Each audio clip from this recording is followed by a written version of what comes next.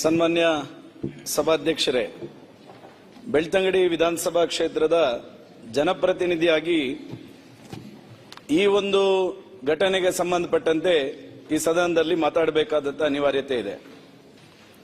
ನಾನು ಈ ಎಸ್ಐಟಿ ಪ್ರಕರಣವನ್ನು ಮಾತಾಡುವುದಕ್ಕಿಂತ ಮುಂಚೆ ಬೆಳ್ತಂಗಡಿ ವಿಧಾನಸಭಾ ಕ್ಷೇತ್ರದ ಧರ್ಮಸ್ಥಳ ಗ್ರಾಮ ಪಂಚಾಯತ್ ವ್ಯಾಪ್ತಿಯ ಪಾಂಗಳದ ನಿವಾಸಿಯಾಗಿದ್ದಂತಹ ವಿದ್ಯಾರ್ಥಿನಿ ಕುಮಾರಿ ಸೌಜನ್ಯ ಅವರ ಹತ್ಯೆ ಅಕ್ಟೋಬರ್ 9, 2012 ಆಯಿತು. ಈ ದಿವಸದ ನಂತರ ಅನೇಕ ಹೋರಾಟಗಳ ಮೂಲಕ ಸರ್ಕಾರಗಳು ಬೇರೆ ಬೇರೆ ತನಿಖೆಗೆ ಅದನ್ನು ಒಳಪಡಿಸಿದ್ದು. ಬೇರೆ ಬೇರೆ ತನಿಖೆಗೆ ಒಳಪಡಿಸಿದ ನಂತರ 2023 ಜೂನ್ 18ಕ್ಕೆ ಕೋರ್ಟಿನ ತೀರ್ಪು ಸಹ ಬಂತು.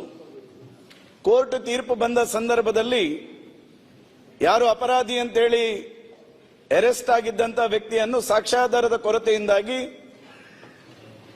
ಬಿಡುಗಡೆಗೊಳಿಸತಕ್ಕಂಥ ಕೆಲಸವನ್ನು ಕೋರ್ಟ್ ಮಾಡಿತು. ಅದರ ನಂತರದ ದಿನಗಳಲ್ಲೂ ಅನೇಕ ಹೋರಾಟಗಾರರು ಅನೇಕ ಮಾಧ್ಯಮಗಳಲ್ಲಿ ಹೇಳಿಕೆ ಕೊಡ್ತಾ ಬಂದ್ರು, ನಮ್ಮ ಹತ್ರ ಸಾಕ್ಷಿ ಇದೆ. ಅನೇಕ ಹೋರಾಟದ ಸಭೆಗಳಲ್ಲೂ ಹೋರಾಟಗಾರರು ಹೇಳ್ತಾ ಬಂದ್ರು, ನಮ್ಮ ಹತ್ರ ಸಾಕ್ಷಿ ಇದೆ. ಅನೇಕ ಯೂಟ್ಯೂಬ್ಗಳಲ್ಲೂ ಹೇಳ್ತಾ ಬಂದ್ರು, ನಮ್ಮ ಹತ್ರ ಸಾಕ್ಷಿ ಇದೆ ಅಂತೇಳಿ. ಪ್ರಾಯಶಃ ಕೋರ್ಟ್ ತೀರ್ಪು ಬಂದ 3 ದಿನಕ್ಕೆ ಜೂನ್ 21ಕ್ಕೆ ಸನ್ಮಾನ್ಯ ಮುಖ್ಯಮಂತ್ರಿಗಳಿಗೆ ನಾನು ಮತ್ತು ನಮ್ಮ ಕ್ಷೇತ್ರದಲ್ಲಿ ಇರ್ತಕ್ಕಂಥ ವಿಧಾನ ಪರಿಷತ್ ಸದಸ್ಯರಾಗಿರ್ತಕ್ಕ ಪ್ರತಾಪ್ ಸಿಂಹ ನಾಯಕರು ಬಂದು ಮನವಿಯನ್ನು ಸಹ ಕೊಟ್ವಿ, ಈ ತನಿಖೆಯನ್ನು ಮರು ತನಿಖೆ ಮಾಡಬೇಕು ಅಂತ ಹೇಳಿ. ಆ ನಂತರದ ದಿನಗಳಲ್ಲಿ ಇಡೀ ಜಿಲ್ಲೆ ಎಲ್ಲ ಬಿಜೆಪಿ ಎಂಎಲ್ಎಗಳು ಎಂಪಿ ಸೇರ್ಕೊಂಡು ಸನ್ಮಾನ್ಯ ಮುಖ್ಯಮಂತ್ರಿಗಳನ್ನು ಭೇಟಿ ಮಾಡಿ ಈ ಸೌಜನ್ಯ ಹತ್ಯೆ ಕೇಸನ್ನು ನೀವು ಮರು ತನಿಖೆ ಮಾಡಬೇಕೆನ್ನುವಂತ ಆಗ್ರಹವನ್ನು ಮಾಡಿದ್ವಿ. ಈ ಎಲ್ಲ ಹೋರಾಟಗಾರರ ಹೇಳಿಕೆಯನ್ನು ಗಮನದಲ್ಲಿಟ್ಟುಕೊಂಡು ಸನ್ಮಾನ್ಯ ಮುಖ್ಯಮಂತ್ರಿಗಳಲ್ಲಿ ಮತ್ತು ಗೃಹ ಸಚಿವರಲ್ಲಿ ಸರ್ಕಾರ ಹತ್ರ ವಿನಂತಿ ಮಾಡ್ತೇನೆ. ನಾನು ಸಮಾಜಕ್ಕೆ ಒಂದು ಗೊಂದಲ ಇದೆ.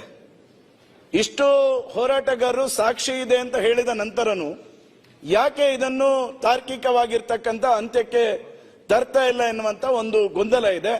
ಆ ಗೊಂದಲವನ್ನು ನಿವಾರಣೆ ಮಾಡಿಕೊಡತಕ್ಕಂಥ ನಿಟ್ಟಿನಲ್ಲಿ ಸರ್ಕಾರ ಮತ್ತು ಮುಖ್ಯಮಂತ್ರಿಗಳು ಹೇಳಿಕೆಯನ್ನು ಸಮಾಜಕ್ಕೆ ಈ ಸದನದ ಮೂಲಕ ಹೇಳಬೇಕೆನ್ನುವಂಥದ್ದನ್ನು ಮೊದಲು ನಾನು ಈ ಸಂದರ್ಭದಲ್ಲಿ ಹೇಳ್ತಾ ಇದ್ದೇನೆ. ಪ್ರಾಯಶಃ ನಂತರ ಬಂದಿರತಕ್ಕಂಥದ್ದು ಈ ಬುರುಡೆ ಪ್ರಕರಣ. ಸನ್ಮಾನ್ಯ ಮುಖ್ಯಮಂತ್ರಿಗಳು ಈ ತನಿಖೆಯನ್ನು ಎಸ್ಐಟಿಗೆ ಕೊಡ್ತೇವೆ ಅಂತ ಹೇಳಿದ ತಕ್ಷಣ ಆ ಕ್ಷೇತ್ರದ ಜನಪ್ರತಿನಿಧಿಯಾಗಿ ನಾನು ಆ ಎಸ್ಐಟಿ ತನಿಖೆಯನ್ನು ನಾನು ಸ್ವಾಗತ ಮಾಡಿದ್ದೇನೆ.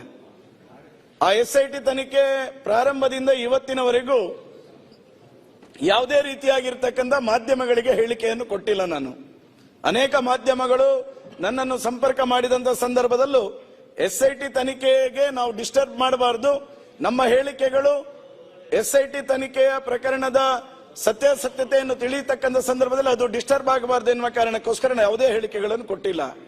ಆದ್ರೆ ಇವತ್ತು ನಮ್ದು ಆಗ್ರಹ ಇರ್ತಕ್ಕಂಥದ್ದು, ಸಾವಿರಾರು ಕೋಟ್ಯಾಂತರ ಭಕ್ತರ ಮನಸ್ಸಿನ ಭಾವನೆ ಇದೆ.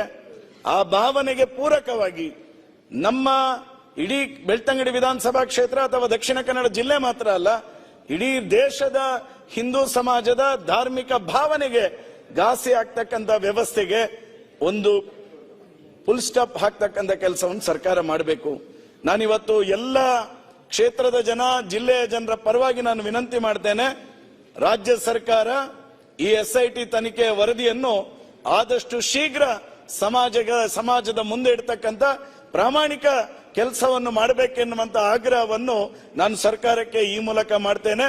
ಆ ಮೂಲಕ ಹಿಂದೂ ಸಮಾಜದ ಧಾರ್ಮಿಕ ಶ್ರದ್ಧಾ ಕೇಂದ್ರದ ಮೇಲೆ ಆಗ್ತಕ್ಕಂಥ ಅಪಮಾನವನ್ನು, ಈ ರೀತಿಯ ಸುಳ್ಳು ಹೇಳಿಕೆಗಳನ್ನು, ಈ ರೀತಿಯ ಯಾವುದೋ ರೀತಿಯಾಗಿ ಭಾವನೆಗೆ ಘಾಸಿ ಆಗ್ತಕ್ಕಂಥ ವ್ಯವಸ್ಥೆಗಳನ್ನು ಯಾರೂ ಮಾಡಬಾರದು. ಮತ್ತೆ ನ್ಯಾಯ ಅನ್ಯಾಯ ಎನ್ನುವಂಥದ್ದನ್ನು ತೀರ್ಮಾನ ಮಾಡಲಿಕ್ಕೆ ಕಾನೂನಿನ ವ್ಯವಸ್ಥೆಗಳಿದೆ. ಯಾರೇ ತಪ್ಪು ಮಾಡಿದ್ರೂ ಶಿಕ್ಷೆ ಆಗ್ಲೇಬೇಕಾಗ್ತಕ್ಕಂಥದ್ದು. ನಾನು ಈ ಸಂದರ್ಭದಲ್ಲಿ ಆಗ್ರಹ ಮಾಡ್ತೇನೆ, ಆ ಎಸ್ಐಟಿ ತನಿಖೆಯ ಮೂಲಕ ಏನು ಸತ್ಯಾಸತ್ಯತೆ ಇದೆ ಎನ್ನುವಂಥದ್ದನ್ನು ಸನ್ಮಾನ್ಯ ಮುಖ್ಯಮಂತ್ರಿಗಳು, ಗೃಹ ಸಚಿವರು, ಉಪಮುಖ್ಯಮಂತ್ರಿಗಳು, ಸರ್ಕಾರ ಸಮಾಜದ ಎದುರಿಗೆ ಆದಷ್ಟು ಶೀಘ್ರವಾಗಿ ಅದನ್ನು ವರದಿಯನ್ನು ಮಂಡಿಸಬೇಕೆನ್ನುವಂತ ವಿನಂತಿಯನ್ನು ನಾನೆಲ್ಲ ಭಕ್ತರ ಪರವಾಗಿ ನಾ ಮಾಡ್ತಾ ಇದ್ದೇನೆ. ಅಶೋಕ್ ರೈ. ನೆಕ್ಸ್ಟ್